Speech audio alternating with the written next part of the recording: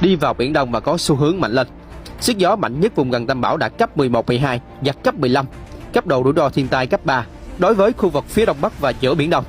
Dự báo đến 7 giờ ngày 28 tháng 9, bão sẽ di chuyển theo hướng Tây Tây Bắc với tốc độ khoảng 30 km/h, tiếp tục mạnh thêm. Sức gió mạnh nhất vùng gần tâm bão đạt cấp 13, giật cấp 16 và tiến thẳng về miền Trung.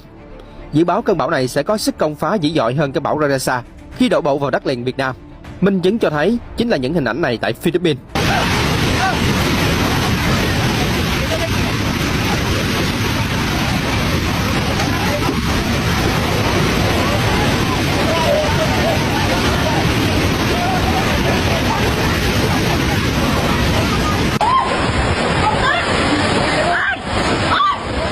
Baha.